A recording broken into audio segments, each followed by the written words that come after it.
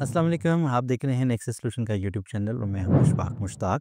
मैं आपको सिखा रहा हूं एसईओ एंड ब्लॉगिंग का कोर्स और उसका आज है लेक्चर नंबर 10। और लेक्चर नंबर 10 में हम सीखेंगे वर्डप्रेस की यूज़र मैनेजमेंट के हवाले से कुछ बड़ी इंपॉर्टेंट चीज़ें। वर्डप्रेस में प्री डिफाइंड यूज़र्स क्या होते हैं, यूज़र्स कैसे क्रिएट किए जाते हैं, कि क्या इंपॉर्टेंस है, कौन कौन से यूज़र्स बनाए जा सकते हैं, आपको अपनी वेबसाइट पे कितने यूज़र्स बनाने चाहिए, डमी ऑथर्स क्या होते हैं, यूज़र्स के रोल क्या हैं, कौन से यूज़र की क्या लिमिटेशंस हैं, कौन सा काम कर सकते हैं, कौन सा काम वो नहीं कर सकते, और वर्डप्रेस क्या है, एसईओ क्या है, ब्लॉगिंग क्या है। तो इसके लिए आपको हमारे गुज़िश्ता लेक्चर्स देखने पड़ेंगे। अगर आप इस वक्त हमारे लेक्चर को देख रहे हैं और आपने पिछले लेक्चर्स नहीं देखे, तो आई विल स्ट्रांगली रिकमेंड कि आप लेक्चर 1 से स्टार्ट कीजिएगा, और तमाम लेक्चर्स को देखने के बाद इस लेक्चर को देखेंगे तो आपको बहुत अच्छे से समझ आ जाएगी कि आज का लेक्चर क्या होने वाला है और उसकी बेस क्या है। तो वक़्त ज़ाया किए बगैर चलते हैं लेक्चर की तरफ और आज के लेक्चर का आगाज़ करते हैं। और लेक्चर को स्टार्ट करने से पहले आई विल रिक्वेस्ट कि अगर आपने चैनल को सब्सक्राइब नहीं किया तो सब्सक्राइब कर लीजिएगा और बेल नोटिफिकेशन ज़रूर ऑन कीजिएगा ताकि हमारे लेक्चर्स आपको टाइमली मिल सकें। और आपका कोई क्वेश्चन हो हमारे किसी भी लेक्चर के हवाले से तो कमेंट सेक्शन में ज़रूर अपना मैसेज दीजिएगा। I will personally respond to all of your comments. और अ, आपके इनको कमेंट्स में अगर कोई ऐसी चीज़ भी आती है जिसके लिए हमें सेपरेटली वीडियो रिकॉर्ड करनी पड़ती है, तो वो भी हम इंशाल्लाह ज़रूर बनाएँगे और आपके साथ शेयर करेंगे। और वो तब भी आपको मिलेगी जब आपने चैनल को सब्सक्राइब किया होगा और नोटिफ़िकेशंस ऑन किए होंगे। तो लेक्चर का आगाज़ करते हैं। आज का लेक्चर डब्ल्यूपी यूज़र मैनेजमेंट के हवाले से है और स्क्रीन पे आप देख सकते हैं हमने इसके लिए कुछ स्लाइड्स बनाई हैं। बताते हैं, लेक्चर नंबर 10 है डब्ल्यूपी यूज़र मैनेजमेंट का, और इसमें कौन-कौन से रोल्स हैं, प्रैक्टिकली भी चीज़ें देखते हैं, लेकिन उससे पहले हमने इसका थ्योरेटिकल एनालिसिस कर लेते हैं कि लेक्चर में आज कवरेज क्या होने वाली है। तो हमारे पास वर्डप्रेस में प्री डिफाइंड कुछ रोल्स हैं जिसमें एडमिनिस्ट्रेटर है, एडिटर है, ऑथर है, कंट्रीब्यूटर है और सब्सक्राइबर है। एडमिनिस्ट्रेटर क्या होता है वेबसाइट का? ये एक ऐसा रोल है जिसके पास फुल एक्सेस है। वो कुछ भी काम कर सकता है, किसी पोस्ट को एडिट, डिलीट, पोस्ट को एडिट, डिलीट, थीम, प्लगइन, उसकी डिलीशन तक तमाम प्रोसीजर्स उस करने की उसके पास फुल एक्सेस है। चूँकि आपने डोमेन बाय की है, आप उस साइट के ओनर होंगे, तो आप एडमिनिस्ट्रेटर भी हैं। तो आपके पास फुल अथॉरिटी है, कंट्रोल है कि आप अपनी साइट के साथ कुछ भी कर सकते हैं। उसके अच्छे-बुरे के ज़िम्मेदार आप खुद हो सकते हैं। सेकंड रोल है एडिटर का। एडिटर क्या करता है, आपका जो कंटेंट है वेबसाइट पे लगा हुआ, उसको मैनेज करता है। इसमें पोस्ट हैं, वो खुद से पोस्ट क्रिएट भी कर सकता है, और जो दूसरे यूज़र्स जिन्होंने पोस्ट क्रिएट की हुई है, उनको भी एडिट कर सकता है, मैनेज कर सकता है। थर्ड रोल है ऑथर। ऑथर क्या कर सकता है? ऑथर जैसे नाम से ज़ाहिर है, ये कंटेंट राइटिंग की इसके पास एक्सेस होती है। ये कंटेंट को वहाँ पर सिर्फ़ पोस्ट को पब्लिश कर सकता है विदाउट योर अप्रूवल। आपने ऑथर का रोल दिया। ऑथर और कंट्रीब्यूटर में फ़र्क ये होता है कि कंट्रीब्यूटर और ऑथर दोनों सेम काम करते हैं। फ़र्क ये है कि ऑथर जब कोई पोस्ट को कंटेंट को राइट करता है तो वो पब्लिश भी कर सकता है, जबकि कंट्रीब्यूटर उस पोस्ट को पब्लिश के बजाय रिव्यू के लिए सबमिट करेगा और उसको एडिटर या एडमिनिस्ट्रेटर अप्रूव करेगा तो वो पब्लिश हो जाएगी। तो ये इनमें की डिफरेंस है दोनों में। फिफ्थ रोल है सब्सक्राइबर का। सब्सक्राइबर का रोल एक्चुअली एक सब्सक्रिप्शन बेस्ड रोल है, और ये अगर आप खुद से किसी को सब्सक्राइब करवाना चाहें तो उसको रोल दे देते हैं। उसके पास सिवाय डैशबोर्ड को ओपन करने के या अपनी प्रोफाइल को एडिट करने के, अपना नाम, ईमेल एड्रेस को चेंज करने की उसके पास कोई एक्सेस नहीं होती। वो किसी पोस्ट को एडिट नहीं कर सकता, वो किसी पेज को नहीं बना सकता, थीम, प्लगइन वगैरह भी वो कुछ एडिट नहीं कर सकता। तो ये हमने ओवरव्यू कर लिया जो डिफ़ॉल्ट टूल्स हैं वर्डप्रेस के। इसके बाद ये एक स्क्रीन इस वक़्त आपके सामने जो शेयर हो रही है, इस स्क्रीन को आप स्क्रीनशॉट भी ले सकते हैं। इसमें हमने डिफ़ाइन करने की कोशिश की है, बड़े डिस्क्रिप्टिव अंदाज़ से हमने टिक एंड क्रॉस का यूज़ किया है, जहाँ से आपको पता चल जाएगा कौन-कौन से रोल हैं, वो क्या काम कर सकते हैं। फॉर एग्ज़ाम्पल ये है, आपके लेफ्ट साइड पे टास्क की लिस्ट आ रही है। टास्क की लिस्ट के साथ यहाँ पे रोल्स आ रहे हैं, जो भी 5 रोल्स हमने डिस्कस किए हैं। यहाँ पे तमाम टास्क में आ रहा है, यहाँ पे सब टिक लगे हुए हैं, और इस टिक का मतलब है कि वर्डप्रेस से रिलेटेड जितने भी टास्क हैं, एडमिनिस्ट्रेटर उसको परफॉर्म कर सकता है। वो नई पोस्ट क्रिएट कर सकता है, एडिट कर सकता है, अपनी पोस्ट को भी और किसी की पोस्ट को भी। वो डिलीट कर सकता है पोस्ट को, पेजेस को पब्लिश कर सकता है, उसको डिलीट कर सकता है, प्लगइन्स को मैनेज कर सकता है, थीम्स को मैनेज कर सकता है, वेबसाइट की सेटिंग को चेंज कर सकता है, ग्लोबल सेटिंग कस्टमाइज़ कर सकता है साइट को, रोल्स असाइन भी कर सकता है, रोल्स चेंज कर सकता है, कमेंट्स वगैरह मॉडरेट कर सकता है, कस्टमाइज़ मेन्यू विजेट्स वो कर सकता है, और विजेट्स और मेन्यूज़ पे हमने लेक्चर ऑलरेडी कवर कर लिया हुआ है। वो अगर आपने नहीं देखा तो आप उसको ज़रूर देखिएगा। डैशबोर्ड की एक्सेस से पोस्ट वगैरह को पब्लिश कर सकता है, डिलीट कर सकता है और कंटेंट को रीड कर सकता है, और तमाम प्रोफाइल जितने भी यूज़र्स होंगे किसी को भी वो चेंज कर सकता है, डिलीट कर सकता है, एडिट कर सकता है। तो ये सारी टास्क एडमिनिस्ट्रेटर कर सकता है। एडिटर पे आते हैं, वो अपनी पोस्ट को तो ऐड कर सकता है, अपनी पोस्ट को पब्लिश कर सकता है, डिलीट कर सकता है, और दूसरों की जो पोस्ट, दूसरे यूज़र्स जो हैं उनकी भी पोस्ट को एडिट डिलीट कर सकता है। कैटेगरीज़ और टैग्स भी बना सकता है। कैटेगरीज़ टैग्स का लेक्चर आगे आने वाला है। डिटेल में इसके ऊपर बात करेंगे कि वर्डप्रेस के पेजेज़ और पोस्ट क्या होती हैं, दोनों में डिफ़रेंस क्या होता है, कब हमें पोस्ट बनानी है और कब हमें पेज बनाना है, और कैटेगरी टैग्स की क्या इम्पोर्टेंस है, इसको हम इंशाल्लाह अपकमिंग लेक्चर में जानेंगे। एडिटर जो है वो प्लगइन्स को, थीम्स को और वेबसाइट की सेटिंग्स को, यूज़र्स को और यूज़र के रोल को मैनेज नहीं कर सकता। यहाँ पर ये क्रॉस नज़र आ रहा है आपको। और कमेंट्स को मॉडरेट कर सकता है। इसके साथ-साथ अगर वो मेन्यूज़ और विजेट्स को कस्टमाइज़ करना चाहे, एडिट करना चाहे, तो उसकी एक्सेस उसके पास नहीं है। और डैशबोर्ड को डेफ़िनेटली एक्सेस कर सकते हैं, और अपनी जो पोस्ट वगैरह है उनको एडिट कर सकते हैं, और अपनी प्रोफ़ाइल को, अपनी ज़ाती प्रोफ़ाइल को मैनेज कर सकते हैं।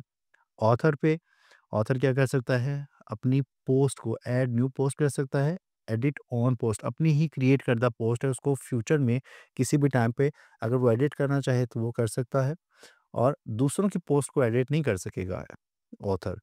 और उसके बाद डिलीट कर सकता है अपनी पोस्ट को, और दूसरों की पोस्ट को डिलीट नहीं कर सकेगा। पब्लिश कर सकता है, और मीडिया वगैरह भी, क्योंकि उसको फीचर्ड इमेज और अपने जो कंटेंट है, अपना जो आपका आर्टिकल है उसमें इमेजेस ऐड करने हैं तो वो कर सकेगा। इसके अलावा कैटेगरीज़ टैग्स वगैरह वो मैनेज नहीं कर सकता। प्लगइन, थीम्स, वेबसाइट की सेटिंग और दूसरे यूज़र्स को नहीं ऐड कर सकता, ना डिलीट कर सकता है, रोल्स भी नहीं मैनेज कर सकता, कमेंट्स को मॉडरेट नहीं कर सकता, और मेन्यूज़ और विजेट्स वगैरह को भी डेफ़िनेटली नहीं कर पाएगा। डैशबोर्ड की एक्सेस तो सबके पास है।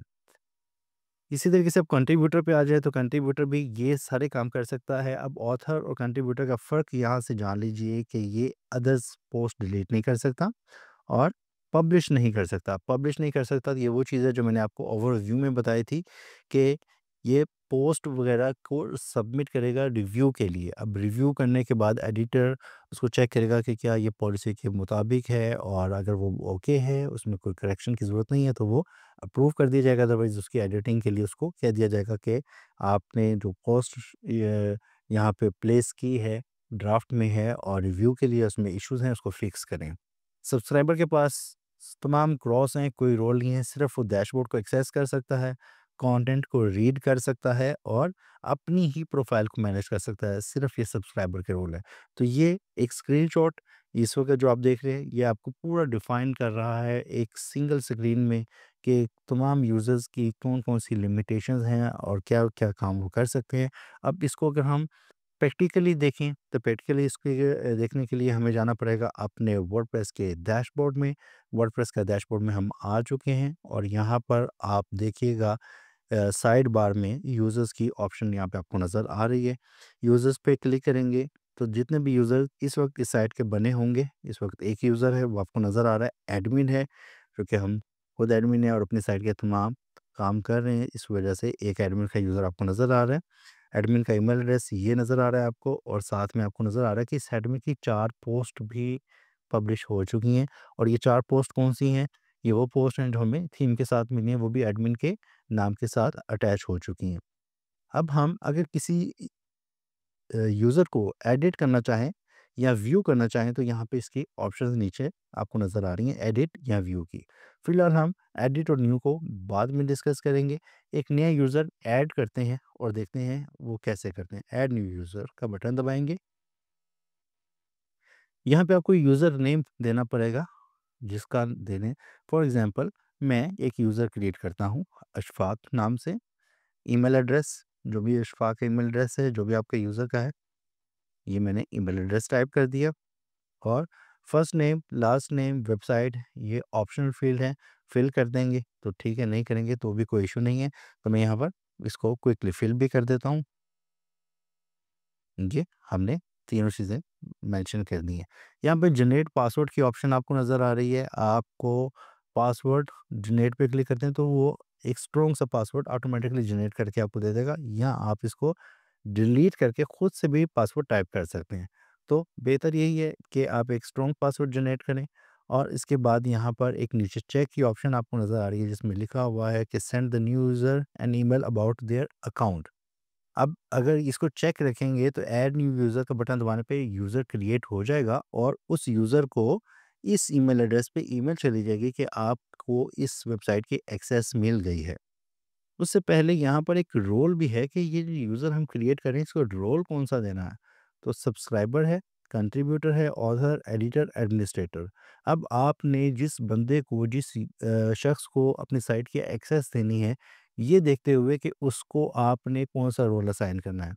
अगर उसका मकसद आपको अपना ही किसी अज़ीज़ को अपनी साइट का एडमिनिस्ट्रेटर बना रहे हैं ताकि वो तमाम टास्क वगैरह जो आप कर सकते हैं वो करना चाहे वो कर सकते हैं, साइट को बिल्ड करवाना चाहते हैं, तो इस टाइप को आपको एडमिनिस्ट्रेटर की एक्सेस उसको देनी पड़ेगी। अगर आप सिर्फ उसको एज एडिटर का रोल देना चाहते हैं और आप चाहते हैं ये सिर्फ पोस्ट वगैरह को, कंटेंट को मैनेज करे, तो आपको एडिटर का रोल देना चाहिए। अगर आप चाहते हैं कि वो एक अच्छा राइटर है, आपका दोस्त है या कोई भी एम्प्लॉई है, और उसका कंटेंट आप रिव्यू नहीं करना चाहते, उसको एक्सेस देना चाहते हैं कि वो कंटेंट राइट करे और पब्लिश कर दे, तो आप उसको ऑथर का रोल देंगे। और अगर आप उसका कंटेंट को रिव्यू में डालना चाहते हैं और अपनी अप्रूवल के बाद उसको पब्लिश करना चाहते हैं, तो कंट्रीब्यूटर दे दें। और अगर आप सिर्फ़ और सिर्फ़ एक सब्सक्राइबर का रोल, जिस पे आपके पास कोई एक्सेस नहीं है, तो आप उसको सब्सक्राइबर का रोल दीजिएगा। और फ़िलहाल हम एक एडमिनिस्ट्रेटर का यूज़र क्रिएट करते हैं। एड यूज़र पे क्लिक करेंगे तो ये यूज़र क्रिएट हो जाएगा।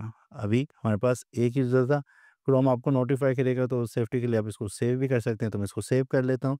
यहाँ पे एडमिन का यूज़र पहले से मौजूद था, अशफ़ाक का एक यूज़र और क्रिएट हो गया, और ये आप देख रहे हैं ईमेल एड्रेस आ गया, और एडमिनिस्ट्रेटर का रोल भी यहाँ पे डिफ़ाइन है। अगर अब आप इसको एडिट करना चाहते हैं, व्यू करना चाहते हैं, तो आप एडिट पे क्लिक कीजिए, और जाके यहाँ पर इसकी फर्दर सेटिंग जो है, इसके डिफ़ॉल्ट्स हैं, रोल चेंज करना चाहें, एडमिनिस्ट्रेटर को आप एडिटर का रोल देना चाहें, चेंज करना चाहें रोल, तो ये क्योंकि मैं इस वक़्त लॉगिन हूँ एडमिन की हैसियत से, तो मेरे पास ये ऑप्शंस आ रही हैं कि मैं इनके रोल एक्सेस भी चेंज करना चाहूँ तो कर सकता हूँ। Names, email address, display name, उनका जब ये पब्लिशिंग करेंगे तो उनका नाम कैसा दिखना चाहिए, इशफ़ाक, मुश्ताक, इशफ़ाक, मुश्ताक, मुश्ताक, इशफ़ाक, तो ये कुछ ऑप्शंस आपको वेरिएशंस नज़र आ रही हैं। इसको आप करना चाहें तो कर सकते हैं। ईमेल एड्रेस, वेबसाइट, और यहाँ पे प्रोफ़ाइल पिक्चर। अब ये प्रोफ़ाइल पिक्चर आप चेंज नहीं कर सकते, अगर आप करना चाहते हैं तो उसके लिए आपको ऑथर से रिलेटेड एक प्लगइन यूज़ करना पड़ेगा। यहाँ पर फिर एक बटन आ जाएगा और आप इसको फिर अपडेट करेंगे। अदरवाइज़ इसके जो पिक्चर है ये आपकी जो प्रोफ़ाइल में सेव हो जाती है और यहाँ पे ऑटोमेटिकली फ़ेच हो जाती है। गूगल पे भी जो आपका इमेज लगा होता है वो भी ऑटोमेटिकली फ़ेच हो जाता है यहाँ पर। तो इस वक़्त चूँकि मैंने ईमेल एड्रेस गलत लगाया था, इस वजह से यहाँ पे इमेज आपको नज़र नहीं आ रहा। और इसके बाद आप अपडेट यूज़र का बटन दबाएँगे तो आपका यूज़र की जो आपने कॉन्फ़िगरेशन की थी वो एडिट हो जाएँगी। अब यहाँ पर थोड़ी-सी टिप्स की बात कर लेते हैं। आपको एडमिनिस्ट्रेटर का रोल के लिए अपनी साइट की सिक्योरिटी के लिए आप ये कीजिएगा, क्योंकि हमारे कुछ स्टूडेंट्स ऐसे भी नहीं जो इदारे से काम कर रहे हैं, जिनके पास जीमेल का एड्रेस भी प्रॉपर्ली कॉन्फ़िगर्ड नहीं था। उन्होंने 2FA, टू फैक्टर ऑथेंटिकेशन नहीं लगाई हुई थी, और अपना जो फ़ोन नंबर, घर का एड्रेस या रिकवरी ईमेल एड्रेस वो ऐड नहीं था। साइट के एडमिन थे और एडमिन की एक्सेस इनसे लूज़ हो गई। अब वो अपने वर्डप्रेस को भी लॉगिन नहीं कर पा रहे हैं। तो इस केस में सेफ्टी के लिए आपको क्या करना चाहिए कि आप अपने ही आप को, अपने ही किसी दूसरे ईमेल एड्रेस को या बहन-भाई को आप एडमिन का रोल दे दें, ताकि अगर आपकी एक्सेस एक अकाउंट से किसी वजह से भी लूज़ होती है, तो आप इसको एक्सेस कर सकें। सेकंड काम आप क्या कीजिएगा, आपने एक प्लगइन इंस्टॉल किया था और वो प्लगइन था वर्डफेंस का। वर्डफेंस सिक्योरिटी का प्लगइन हमने किया था, और वर्डफेंस को जब आप इंस्टॉल कर लेते हैं, तो इंस्टॉल करने के बाद आपके यूज़र में एक थोड़ा-सा एडिशनल डिफ़रेंस क्या आता है, मैं इसको इंस्टॉल करता हूँ और एक्टिव भी करके आपको दिखाता हूँ कि क्या फ़र्क आएगा। यूज़र एक्टिवेट हो चुका है, अब मैं वापस यूज़र्स में आता हूँ और यूज़र्स में आके यहाँ पे देखिएगा एडिट में आ जाते हैं और एडिट में हमारे पास एक ऑप्शन होगी 2FA की वर्ड फैंस की ऑप्शंस।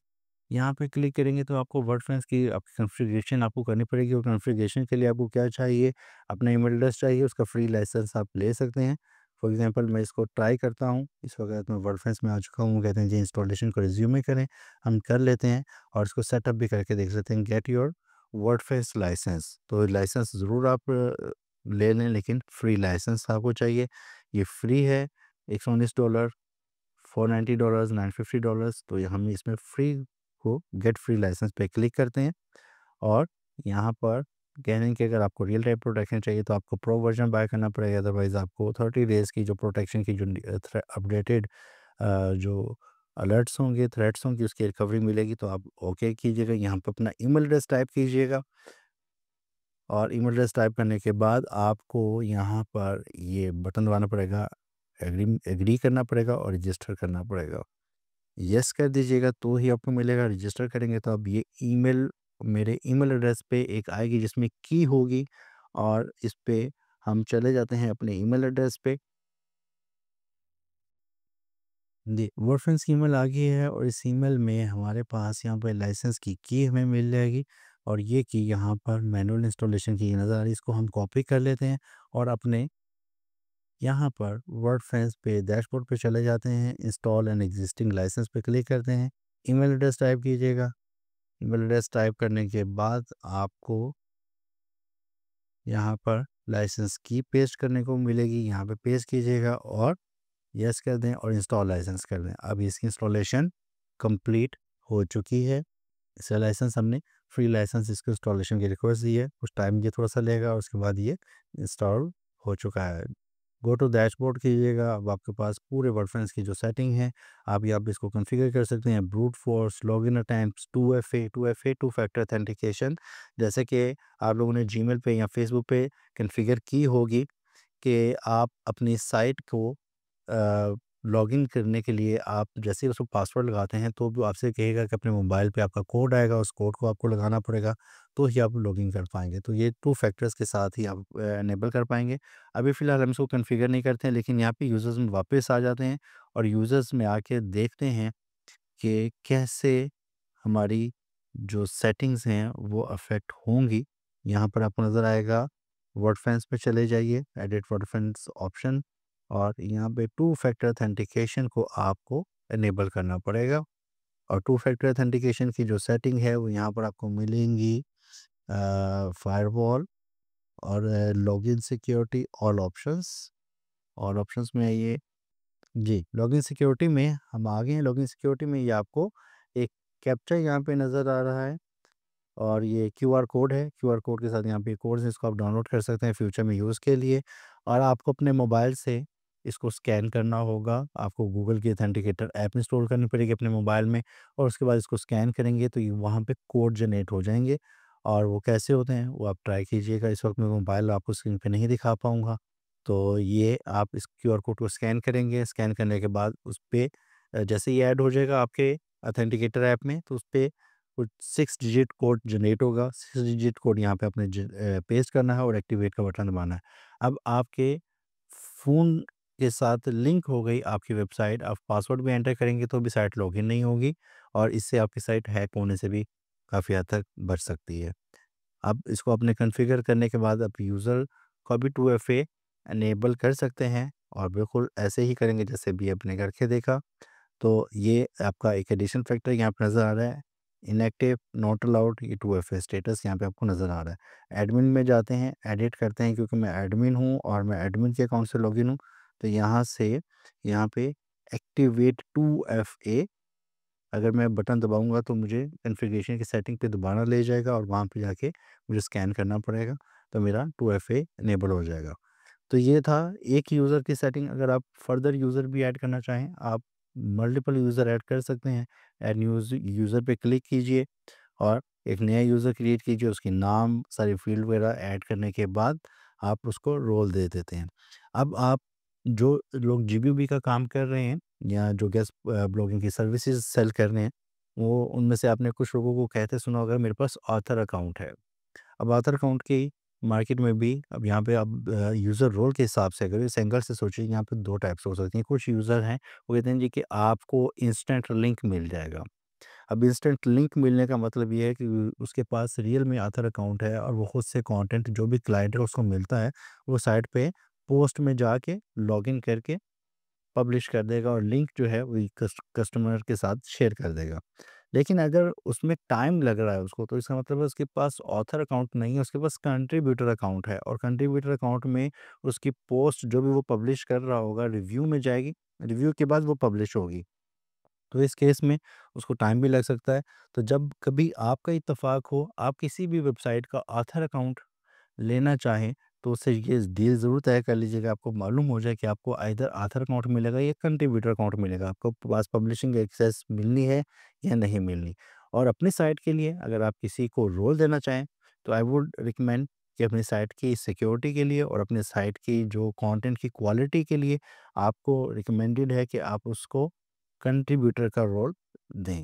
और जहाँ तक बात है कि आपने अगर किसी को सिर्फ़ अपनी वेबसाइट को बिल्ड करने के लिए एडमिनिस्ट्रेटर का रोल देना है, तो उस जगह पे भी आपके पास ऑप्शन है कि आप अपनी वेबसाइट का एडमिनिस्ट्रेटर किसी को भी मत बनाइए। आप एक स्टेजिंग वेबसाइट बना सकते हैं या अपनी एक सब डोमेन क्रिएट कर सकते हैं। आप होस्टिंगर में हैं या कहीं से भी आपने कोई अकाउंट लिया है और उस पे आप सब डोमेन क्रिएट कर सकते हैं। गूगल कीजिएगा, आपको सारा प्रोसीजर समझ आ जाएगा कि कैसे सब डोमेन बनती है। और अगर नहीं समझ आती, कमेंट कीजिएगा, मैं इस पे भी आपको वीडियो बना के बता दूँगा कि सब डोमेन्स कैसे बनती हैं, स्टेजिंग कैसे बनती है। और आप किसी भी को भी स्टेजिंग की एक्सेस दीजिएगा एडमिनिस्ट्रेटर की, और वहाँ पे वो जब साइट तैयार हो जाए, आप उसका रिव्यू करें, वो वेबसाइट ओके होती है, उसको फिर आप फिर प्लगइन्स की हेल्प से, उसमें मल्टीपल प्लगइन्स हैं, उसमें एक जो हम यूज़ करते हैं माइग्रेट गुरु, अच्छा प्लगइन है। आपकी एक वर्डप्रेस की साइट दूसरी वर्डप्रेस की साइट पे ट्रांसफ़र हो जाती है, माइग्रेट हो जाती है। अपड्राफ्ट बैकअप के लिए यूज़ होता है, ये भी माइग्रेट करता है, तो ये भी आपकी साइट को ट्रांसफ़र करने में, माइग्रेट करने में हेल्प करता है। तो ये आज का लेक्चर था, हमने तुम यूज़र्स के वो अच्छे से जाना डिटेल में, और उनकी क्या-क्या रोल्स है, वो क्या-क्या काम कर सकते हैं, कौन-कौन सी लिमिटेशंस हैं, आपको सेफ्टी के लिए क्या करना चाहिए, ये सब चीज़ें आज के लेक्चर में हमने सीखी। उम्मीद है ये वैल्यूएबल लेक्चर इम्पोर्टेंट आपको लगा होगा, आपकी नॉलेज में भी इज़ाफ़ा हुआ होगा। और अगर ये इम्पोर्टेंट आपको लगा है, वैल्यूएबल लगा है, तो शेयर ज़रूर कीजिएगा और कमेंट ज़रूर कीजिएगा कि आप फर्दर इससे रिलेटेड क्या सीखना चाहते हैं। इंशाल्लाह उसके ऊपर वीडियो भी बनाएँगे। चैनल को सब्सक्राइब नहीं किया तो उसको सब्सक्राइब ज़रूर कीजिएगा। बेल नोटिफ़िकेशन ज़रूर दबाइएगा ताकि आपको बर वक़्त हमारी वीडियो जो है लेक्चर्स हमारे आप तक पहुँच सके। बहुत जल्द मिलते हैं एक नए लेक्चर के साथ। तब तक के लिए अल्लाह हाफ़िज़।